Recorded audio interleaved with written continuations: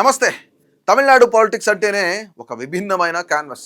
ఇక్కడ వెండితెర వెలుగుల నుంచి రాజకీయ పీఠాలను అధిరోహించిన స్టార్స్ ఎందరో ఉన్నారు. పురచ్చి తలైవార్ ఎంజీఆర్, విప్లవ నాయక్ జయలలిత, కెప్టెన్ విజయకాంత్ నుంచి రీసెంట్గా పొలిటికల్ ఎంట్రీ ఇచ్చి ఏకంగా పవర్లోకి వచ్చిన తమిళిగ వెట్రి కలగం చీఫ్ తమిళనాడు సీఎం జోసెఫ్ విజయ్ వరకు సినీ అండ్ పొలిటికల్ వర్టికల్స్ ఎప్పుడూ కూడా ఇంటర్లింక్ అయి ఉంటాయన్నమాట. అయితే ఇప్పుడు పొలిటికల్ ల్యాండ్స్కేప్లో ఎక్కడ ఏ ప్రతిపక్ష ప్రకటన చేయకపోయినా ఒక్కసారిగా పొలిటికల్ సెంటర్ ఆఫ్ అట్రాక్షన్గా మారిన ఒకే ఒక్క name, south Indian queen actress Trisha Krishnan. మరి నిజంగానే త్రిషా పాలిటిక్స్లోకి వస్తుందా? పొలిటికల్ ఎంట్రీకి మదురై వేదిక కాబోతుందా? సీఎం విజయ్ నేతృత్వంలోని టీవీకే పార్టీలో ఆమె కీ రోల్ ప్లే చేయబోతుందా? అప్పట్లో ఎంజీఆర్ పక్కన పొలిటికల్గా అడుగులు వేసి తమిళనాడును శాసించిన జయలలితలాగా త్రిష కూడా ఒక పవర్ఫుల్ పొలిటికల్ లీడర్గా ఎదుగుతుందా? ఈ ప్రశ్నలే ఇప్పుడు తమిళనాడు వ్యాప్తంగా ఒక పెద్ద చర్చకు దారితీశాయి. ఈ పొలిటికల్ డ్రామాకు మెయిన్ పాయింట్ మధురై సిటీలో సడన్గా కనిపించిన మిస్టీరియస్ పోస్టర్లు. అంటే నేను చెప్పబోయేది, మధురై అంటేనే తమిళనాడులో ఒక పొలిటికల్ క్యాపిటల్ లాంటి ప్లేస్ అని చెప్పుకోవచ్చు మనం. ఏ పొలిటికల్ పార్టీకి అయినా సరే ఫస్ట్ స్టెప్ పడేది మధురైలోనే, మధురై మట్టిపైనే. ఎందుకు అంటే మీనాక్షి అమ్మ కరుణిస్తే తిరుగులేదన్నది అక్కడి వారి నమ్మకం, దశాబ్దాల కళ కూడా అది.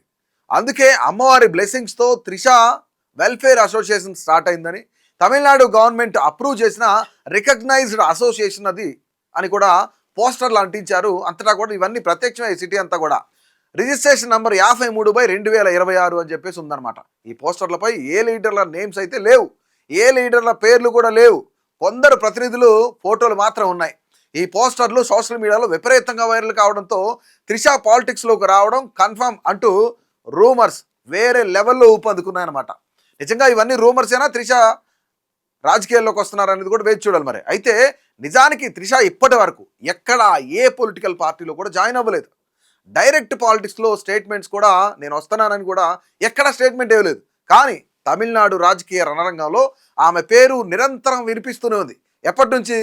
విజయ్ ఎప్పుడైతే సీఎంగా ప్రమాణ స్వీకారం చేశారో, అంటే రీసెంట్గా జరిగిన అసెంబ్లీ ఎలక్షన్స్లో టీవీకే ఒక పెద్ద విక్టరీ సాధించింది.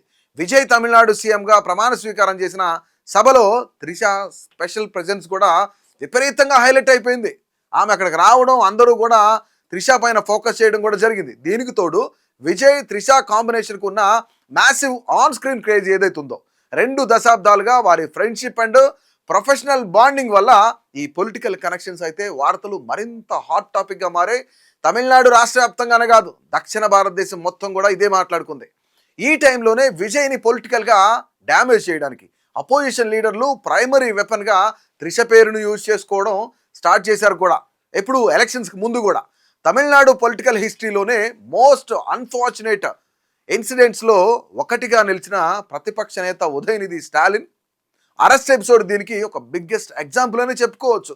నేను ఎందుకు చెప్తున్నా అంటే, కావేరీ వాటర్ డిస్ప్యూట్స్ పైన కావేరీ డెల్టా ఏరియాకి సంబంధించి తంజావూరులో జరిగిన డిఎంకే ప్రొటెస్ట్ ర్యాలీలో ఉదయనిధి స్టాలిన్ మాట్లాడుతూ సీఎం విజయ్ను టార్గెట్ చేసే క్రమంలో త్రిషను ఉద్దేశించి కొన్ని కాంట్రవర్షియల్, అంటే డబుల్ మీనింగ్ అనుకుంటాం కదా మనం, ఆ డబుల్ మీనింగ్ కామెంట్స్ చేశారు ఆయన అనేది ఒక ఆరోపణ అనేది చాలా పెద్ద ఎత్తున చర్చ జరిగింది. దీనికి సంబంధించి ఉదయనిధి స్టాలిన్కి ఓ నోటీస్ ఇచ్చి ఆయన అరెస్ట్ కూడా చేశారు. కోర్టులో ఆయనకు ఊరట కూడా వచ్చింది. ఈ విమర్శలపైన టీవీకే వర్గాలు అండ్ ఉమెన్ రైట్స్ అసోసియేషన్లు ఏవైతున్నాయో చాలా పెద్ద ఫైర్ అయ్యారు వాళ్ళందరూ కూడా. ఉదయనిధి మాట్లాడింది చాలా తప్పు అని చెప్పేసి, ఒక ఉమెన్ డిగ్నిటీని డిస్టర్బ్ చేశారంటూ కూడా నేషనల్ ఉమెన్స్ కమిషన్ను ఆశ్రయించడమే కాకుండా ఇక్కడ పోలీసులకు కంప్లైంట్ చేశారు. అయితే దీని ఆధారంగా ఉదయనిధి స్టాలిన్ పైన కేసు ఫైల్ అవ్వడం, ఆ తర్వాత చెన్నై పోలీసు డిపార్ట్మెంట్ మొత్తం కూడాను ఆయనను అరెస్ట్ చేయడానికి తమిళనాడు పాలిటిక్స్ని షేక్ చేసిందనమాట. అయితే ఇక్కడ పొలిటికల్గా ఒక రివర్స్ వాటర్ ఇష్యూకి సంబంధించి కాస్త ఒక యాక్ట్రెస్ పర్సనల్ డిగ్నిటీ పొలిటికల్ రివెంజ్గా చేంజ్ అవ్వడం అక్కడ పొలిటికల్ హీట్ను స్పష్టంగా చూపిస్తుంది. పూర్తిగా రివర్స్ చేసింది దీన్ని. ఈ మొత్తం కాంట్రవర్సీల్లో మోస్ట్ ఇంట్రెస్టింగ్ పార్ట్ ఏంటంటే, త్రిష స్వయంగా ఏ రోజు కూడా పొలిటికల్గా రెస్పాండ్ అవ్వలేదు. కానీ ఇక్కడ గతంలో త్రిష ఒక ఎంటర్టైన్మెంట్ ఛానల్తో మాట్లాడేటప్పుడు ఒక చిన్న ఇంటర్వ్యూలో నేను సీఎం అవుతా అని చెప్పిన వీడియో ఏదైతుందో ఆ వీడియో క్లిప్ని కూడా తీసుకొచ్చి తమిళనాడు ఎన్నికల ప్రచారంలో పెద్ద వైరల్ చేశారు. అయితే ఇక్కడ అయితే ఇక్కడ స్వయంగా త్రిష ఏ రోజు కూడా పొలిటికల్గా రెస్పాండ్ అవ్వలేదు. బీ అన్బర్దర్డ్ అని చెప్పేసి సింపుల్గా సోషల్ మీడియా పోస్ట్ తప్ప ఆమె ఎక్కడా కూడా పొలిటికల్ వేదికల పైకి రాలేదు. కానీ తమిళనాడు పాలిటిక్స్లో సినిమా పాత్ర, గ్లామర్ అండ్ పవర్ ఎలాంటి ఇంపాక్ట్ చూపిస్తాయో చెప్పడానికి ఎంజీఆర్, జయలలిత ఎరా అది ఏదైతుందో ఆ ఎర మనకు క్లియర్గా కనిపించింది. ఒక క్లాసిక్ ఎగ్జాంపుల్ కూడా అది. 1960లలో ఎంజీఆర్తో కలిసి జయలలిత బ్లాక్ బాస్టర్ మూవీస్ చేశారు.